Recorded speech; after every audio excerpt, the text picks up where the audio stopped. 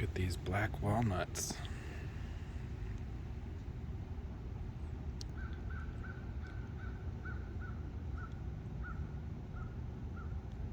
These black walnuts are from last year. Yeah, Abe. That's a black walnut, Abe. That's right. Black walnuts are super important for the ecology of this area. This is what they look like on the inside. They have a very strong smell, very pungent smell. And on the inside, they have a walnut.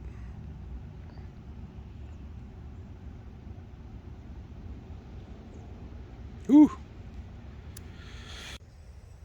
Yeah, the smell of the black walnut on my fingers is very intense. They're very beautiful trees, and black walnuts have many special properties. So maybe that's what we'll talk about today. Yeah. On this cold, rainy, typical Pennsylvania day in winter, let's talk about the importance of the great black walnut tree. One of which you can see right behind me. This tree all the way up there. Whoop, there we go. My finger wasn't working properly. But that up there is a black walnut. And it drops little walnuts. Well, they're not little, they're pretty big actually. It drops them everywhere. And I used to, as a kid, pick those black walnuts up, and I would pick usually a stop sign or some other kind of road sign, and I'd chuck them in target practice, right? So I used to love doing that. So yeah, let's talk about black walnuts today. Now, the black walnut is one of the native species of this area, as I said, and the Native Americans that lived here, the Lenape, they used the black walnut for many, many purposes. Now, in the black walnut, the highlight of the tree is this. This is a walnut. Now, when they first ripen, or I guess before they really ripen, this is really ripe. This is rotten.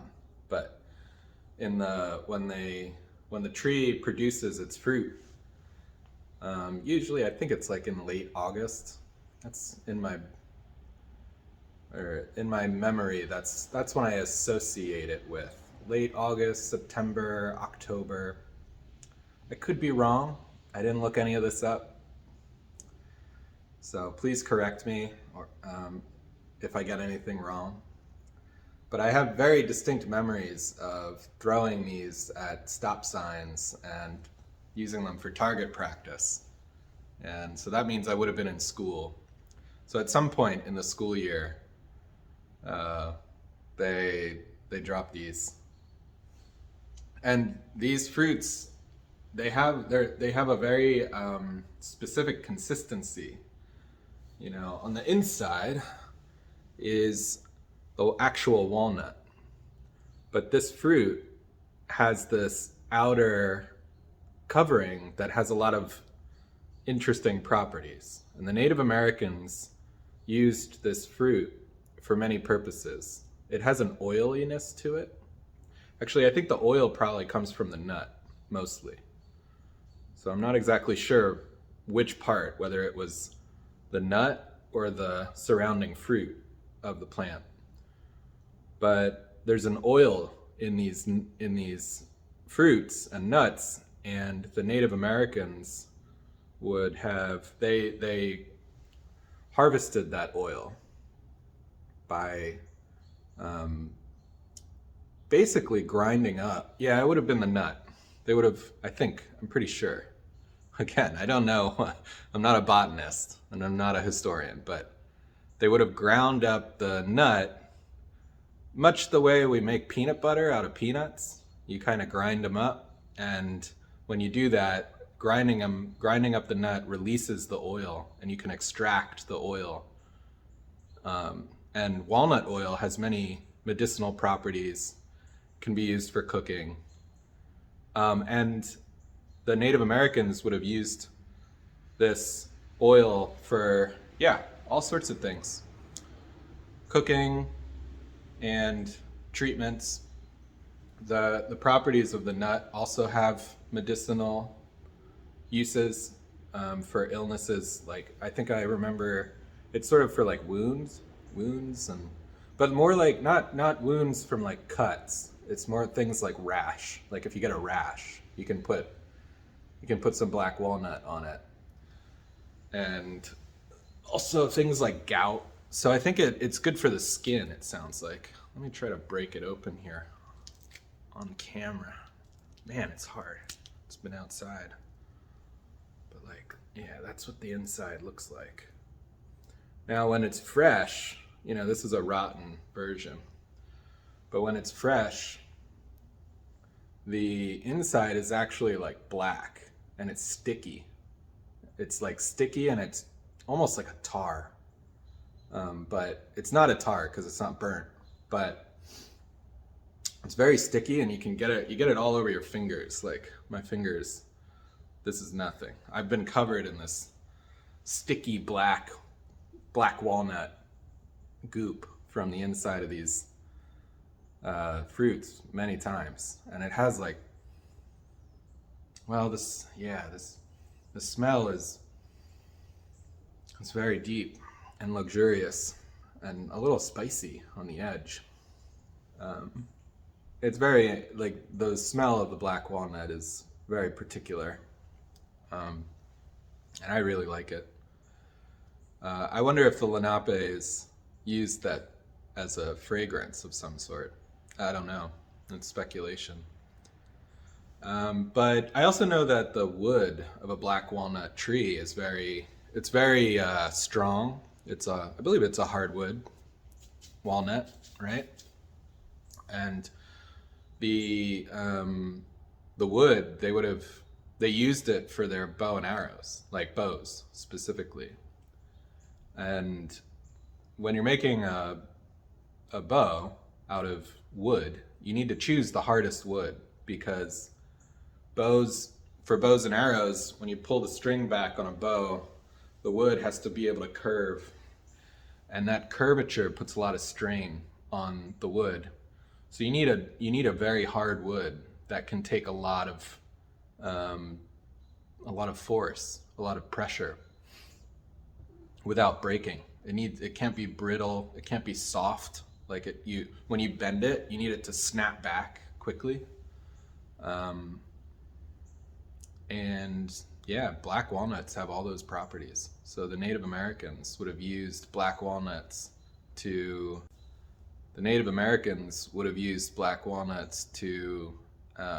make their bows, and maybe their arrows too, but I think specifically the bow.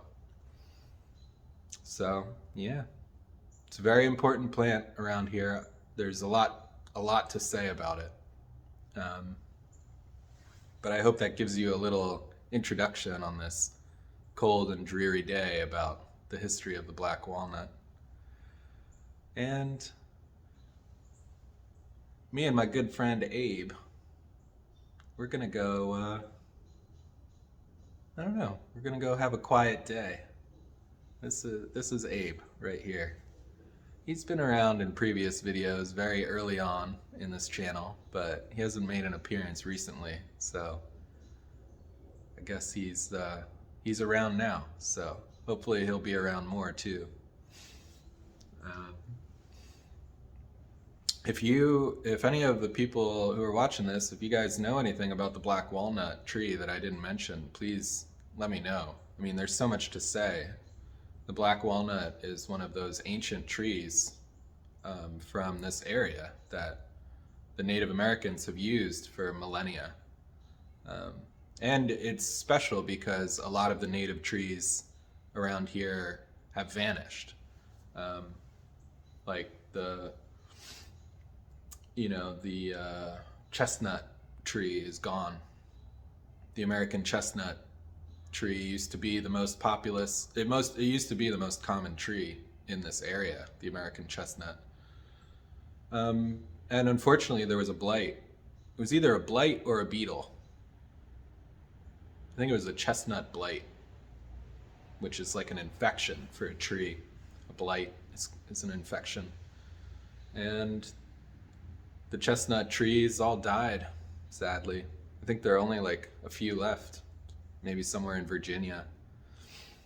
And that's the thing is, the trees in this part of the world, they've really changed. Like the chestnut trees are gone, and during the period of intensive farming about 150 years ago, well, it ended about, I don't know when it ended, maybe only 100 years ago.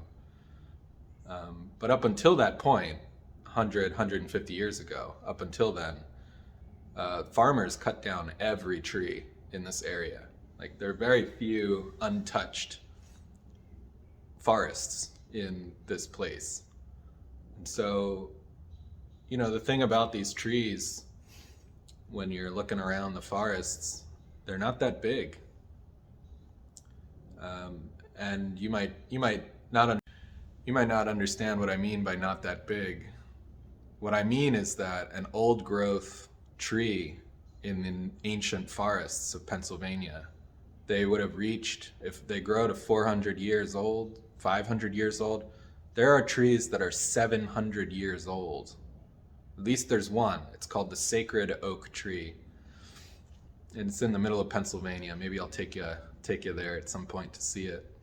It's a 700-year-old oak tree called the sacred oak. And those trees would have been much more common throughout this whole area, but they were all chopped down. They were all chopped down. New types of trees were introduced as non-native species. And that's one of the reasons why the black walnuts are so special, is they're a remnant of that ancient past. So whenever you see a black walnut, take a moment to recognize that you're looking at something from the original natural world that was here before people destroyed it, and appreciate the tree for what it is. So thank you, black walnuts. Thank you for what you do. Thank you for what you gave the ancestors. And I'm sure we'll see more of these black walnuts over time. I'm Sean from Saul Good. Like, subscribe, comment, and tell me if you ever used any of these black walnut balls for target practice as a kid, like I did. I think that's a universal experience of childhood in these parts. So, okay, happy Saturday. Bye. Happy Saturday, Abe.